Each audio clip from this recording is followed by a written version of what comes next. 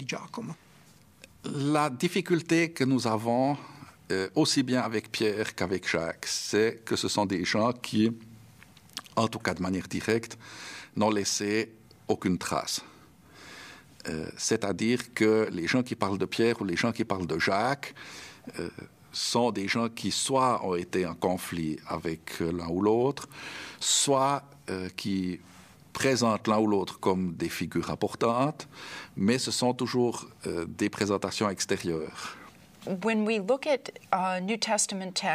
Quand on examine les textes du Nouveau Testament, nous devons utiliser une méthode proche de la stratigraphie. Il n'y avait pas CNN, n'est-ce pas, au milieu du 1er siècle. Si nous regardons en arrière, c'est comme scruter à travers l'eau.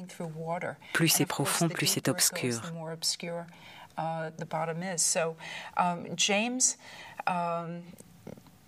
En fait, Jacques disparaît dans la tradition évangélique qui est plus récente, alors qu'il était très présent chez Paul quelques décennies avant la rédaction des évangiles. Puis il réapparaît dans le livre des Actes comme un personnage de première importance. En d'autres termes, la tradition est fluctuante. On peut avoir deux entrées. Une première, c'est regarder chronologiquement à telle époque dans la vie de l'Église, la première communauté chrétienne, comment la figure de Jacques était-elle vue? Dans ce cas, eh bien, on a d'abord par, on pourrait dire, ordre de production, Épître aux Galates, dans laquelle la figure de Jacques reçoit une certaine importance, mais où on sent aussi un tiraillement très fort, au moins de gens qui se réclament de Jacques avec Paul. Ensuite, on a une deuxième étape, c'est dans l'évangile de Marc, vers les années 65-70, où là, on peut dire, on ne voit pas Jacques, où il a un rôle tout à fait, une simple mention, frère de Jésus. Et après, on a un troisième temps, c'est avec l'évangile, avec les actes des apôtres. À ce moment-là, Jacques apparaît comme véritablement le personnage clé, le chef de la communauté de Jérusalem, ou au moins d'une communauté de Jérusalem, et de la communauté dominante à Jérusalem. Là, je serais assez conservatrice, dans la mesure où Paul est un témoin de la première heure. Si Paul dit que Jacques est un personnage important à Jérusalem, j'ai tendance à penser que c'était le cas. C'est attesté par les lettres de Paul lui-même et confirmé par Luc dans les Actes des Apôtres. Mais même sans ça, je croirais que Jacques a été une personnalité dominante, uniquement en me basant sur l'Épître aux Galates. La disparition de Pierre, sa mort ou son exil, correspond selon les Actes des Apôtres à la prise du pouvoir par Jacques, le frère de Jésus.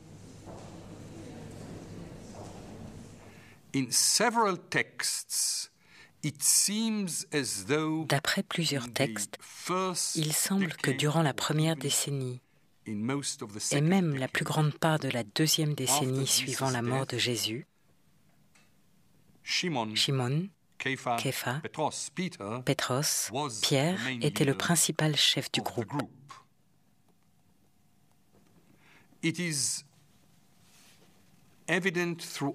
Ceci apparaît clairement plusieurs fois.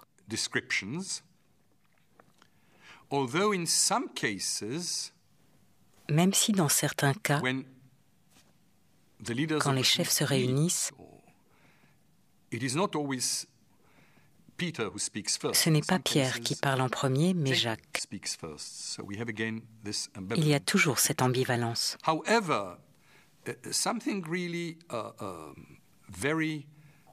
Néanmoins, il est très intéressant de voir comment, au moins selon Luc, selon les Actes et selon les évangiles apocryphes, Pierre disparaît ensuite complètement du tableau.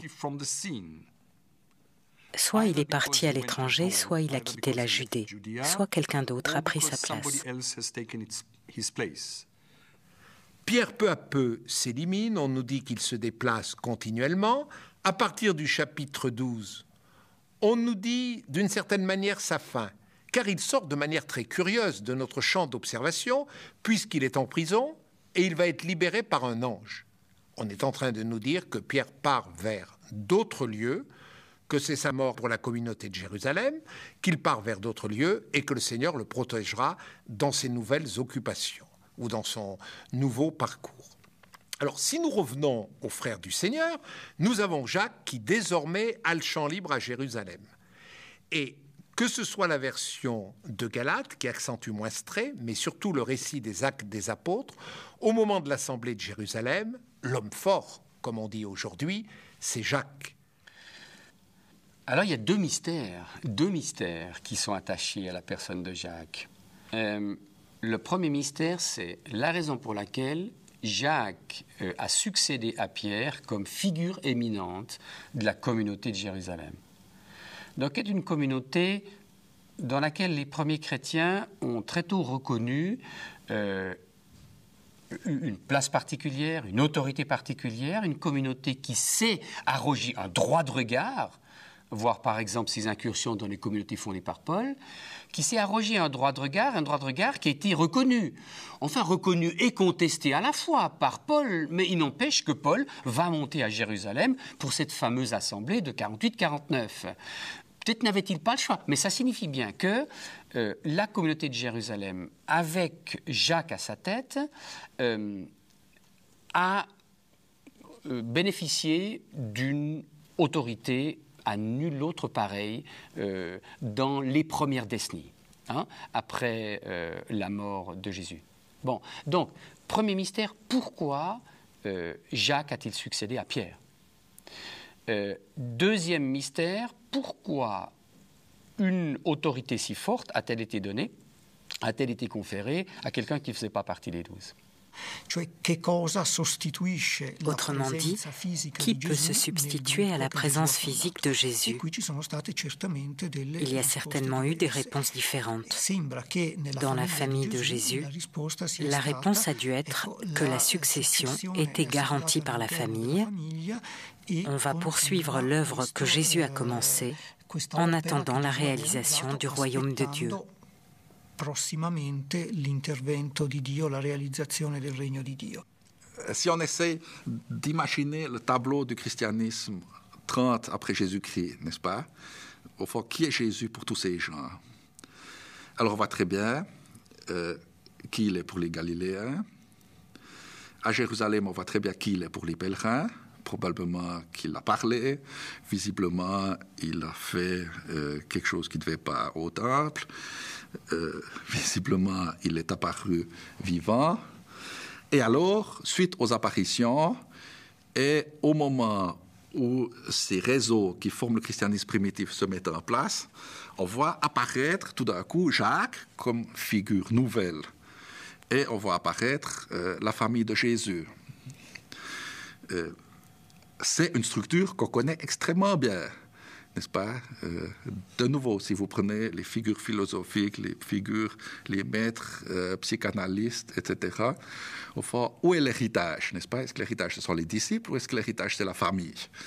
Et alors, mon collègue Jean Saldi, avec qui j'ai enseigné 4 ans à Montpellier, qui connaissait un peu les mouvements lacaniens, m'a toujours dit, tu vois, ça a été la même chose dans l'école lacanienne que dans l'école de Jésus. Et on a tout de suite la rivalité entre la famille et les compagnons. Et ça semble visiblement avoir joué un rôle dans les premières années du christianisme, où on voit tout d'un coup apparaître la famille qui se convertit à Pâques, pour dire les choses de manière un peu brutale, et les compagnons de la première heure qui ont suivi Jésus et qui se trouvent, bien entendu, représenter des images très différentes de ce qu'est Jésus et de ce qu'il a signifié. On trouve de nombreux parallèles dans l'histoire des religions. Après la mort de Mahomet, l'islam s'est propagé grâce aux membres de sa famille et grâce à ses disciples. L'histoire a été semblable chez les Mormons après leur scission. La famille, la femme, la mère et les frères du fondateur ont développé leur doctrine, tandis qu'une autre doctrine était développée par ses disciples. C'est tout à fait typique. Un mouvement spirituel se propage, soit par l'intermédiaire de la famille, soit par les collaborateurs du maître. C'est ce qu'on observe dans le christianisme primitif. Alors là, ce qu'il y a d'intéressant avec la prise de pouvoir de Jacques, si on veut, c'est qu'on n'est pas dans la même logique de succession.